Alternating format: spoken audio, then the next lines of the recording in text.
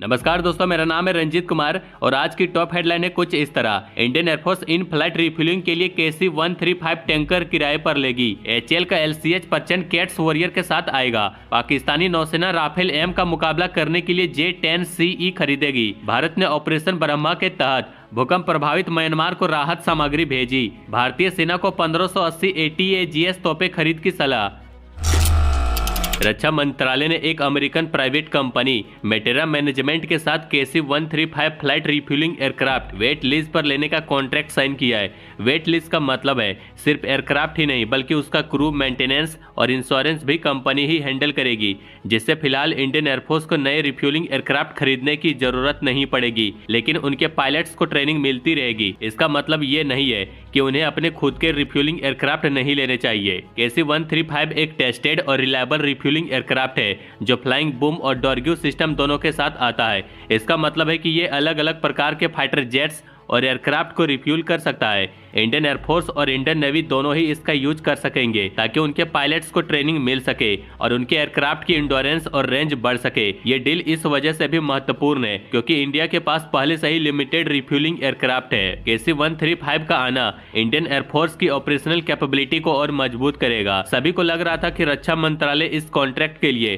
French air force का Airbus A330 MRTT चुनेगा क्योंकि ये एक मॉडर्न और मल्टी रोल एयरक्राफ्ट है जो रिफ्यूलिंग के अलावा ट्रूप ट्रांसपोर्ट और मेडिकल इवैक्यूएशन जैसे काम कर सकता है। लेकिन मेट्रिया का KC-135 out of the blue आकर ये कॉन्ट्रैक्ट जीत गया। हो सकता है कि इसके पीछे का कारण ये हो कि KC-135 ज्यादा कॉस्ट इफेक्टिव था, जल्दी अवेलेबल था और सिर्फ रिफ्यूलिंग ट्रेनिंग के लिए एक बेटर ऑप्शन बना। इस डील का एक और बड़ा इम्पैक्ट ये है कि इंडिया पहली बार मिलिट्री ऑपरेशन के लिए एक प्राइवेट कंपनी के साथ कॉन्ट्रैक्ट कर रहा है। ये दिखाता है कि आने वाले समय में प्राइवेट कंपनी और डिफेंस सेक्टर के बीच और कोलैबोरेशन हो सकता है। ओवरऑल ये डिसीजन इंडियन एयरफोर्स के फाइटर जेट को और ज्यादा दूर तक और ज्यादा समय तक उड़ने की ताकत देगा, जो मॉडर्न वॉरफेयर के लिए ज्यादा जरूरी है।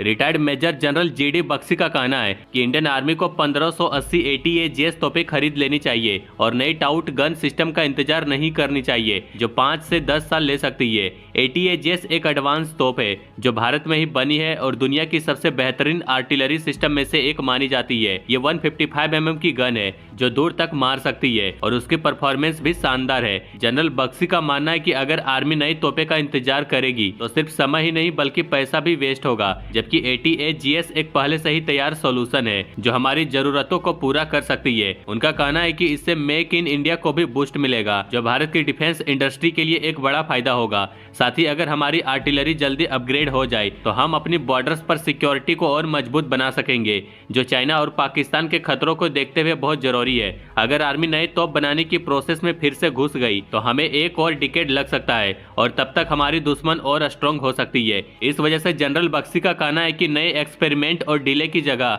आर्मी को तुरंत ATAGS एडप्ट कर लेनी चाहिए ताकि समय, पैसा और रिसोर्सेस बचाए जा सके और भारत की सुरक्षा भी मजबूत हो।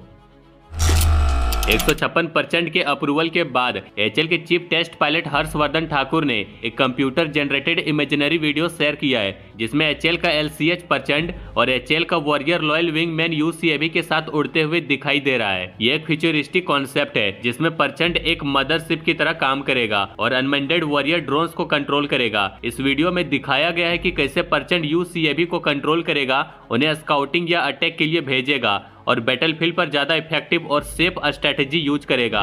ये कॉन्सेप्ट ट्रेडिशनल मदरशिप एयरक्राफ्ट के मॉडल से अलग है क्योंकि हेलीकॉप्टर बैटलफील्ड के करीब और ज्यादा टेक्टिकल फ्लेक्सिबिलिटी के साथ ऑपरेट कर सकता है। Warrior drones enemy fire absorb कर सकती है, स्काउटिंग कर सकती है और डायरेक्ट अटैक एग्जीक्यूट कर सकती है, जबकि परचेंट हेलीकॉप्टर पीछे से पूरे मिशन को कोऑर्डिनेट करेगा। ये MUMT स्ट्रेटेजी इंडिया के डिफेंस सिस्टम के लिए एक नया और पावरफुल स्टेप हो सकता है। HAL का कहना है कि warrior drones AI based voice command system के साथ आएगा जिससे पायलट्स वर्बल कमांड्स दे सकता है। अभी फिलहाल ये एक कॉन्सेप्ट है, पर अगर ये रियलिटी बनता है तो इंडिया का एरोस्पेस और मिलिट्री पावर एक नए लेवल पर पहुंच सकता है। इसके साथ एक और अपडेट्स ये है कि HAL चाह रहा है कि हर साल 100 कैट्स वॉरियर ड्रोन्स बनाए जाए, क्योंकि इंडियन एयरफोर्स को इस सिस्टम में काफी इंटरेस्ट है। इंडियन एयरफोर्स ने अभी एग्जैक्ट ऑर्डर क्वांटिटी डिसाइड नहीं की है, लेकिन इसका मास प्रोडक्शन शुरू करने की तैयारी हो रही है। ये ड्रोन 5 से 10 मिलियन डॉलर में तैयार हो सकता है, जो कि एक फाइटर जेट के मुकाबले बहुत सस्ता होगा। इस वजह से इंडियन एयरफोर्स इन्हें 3 से 4 ड्रोन पर फाइटर जेट के रेशियो में डिप्लॉय कर सकता है, जिससे कॉम्बैट पावर बढ़ जाएगी और पायलट्स का रिस्क कम होगा। एचएएल ने प्राइवेट कंपनीज को भी प्रोडक्शन में शामिल किया है ताकि स्केलेबिलिटी और इफिशिएंसी बढ़ सके। टाटा एडवांस सिस्टम ने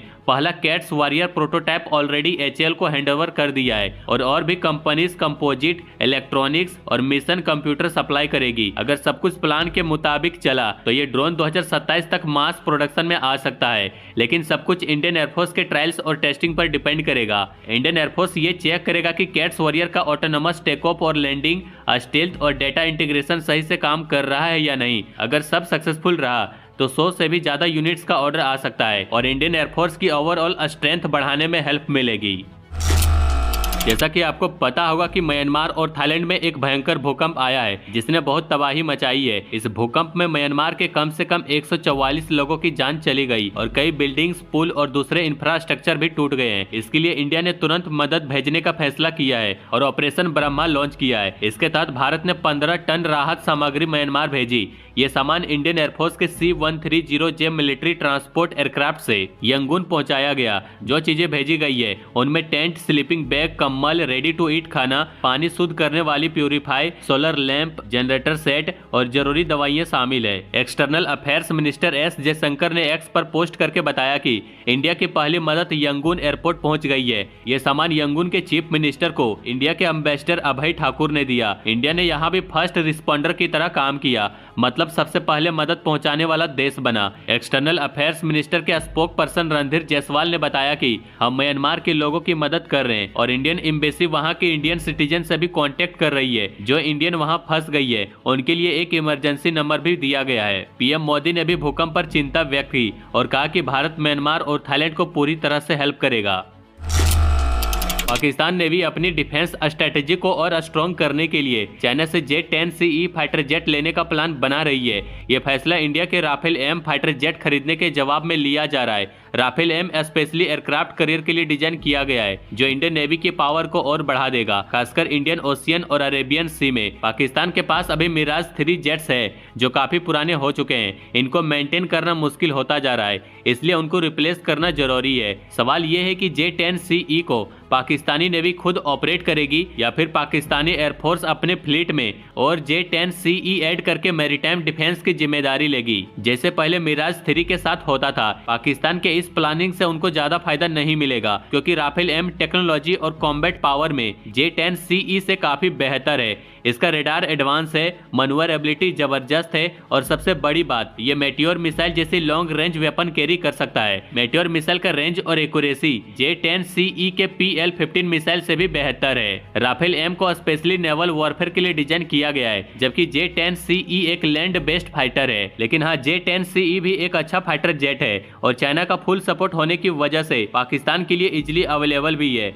ये मॉडर्न एवियोनिक्स और एंटी शिप मिसाइल कैरी कर सकता है, जो मैरीटाइम डिफेंस के लिए यूजफुल हो सकता है, लेकिन राफेल एम के खिलाफ इसका परफॉर्मेंस लिमिटेड होगा। सिंपल शब्दों में बोले तो J-10CE एक अच्छा अपग्रेड है जो पाकिस्तान नेवी को थोड़ी और स्ट्रेंथ दे सकता है। लेकिन अगर बात ओवरऑल पावर और कैपेबिलिटी की करें तो राफेल एम इससे कहीं ज्यादा एडवांस है। J-10CE से पाकिस्तान अपनी मैरीटाइम सिक्योरिटी को थोड़ी बेटर कर लेगा, पर इंडियन नेवी के राफेल एम के खिलाफ कम्पीट करना मुश्किल होगा। इंडिया के मिलिट्री मॉडर्नाइजेशन पर अपडेट्स के लिए बने रहिए। बाकी लाइक एंड सब्सक्राइब जरूर करें।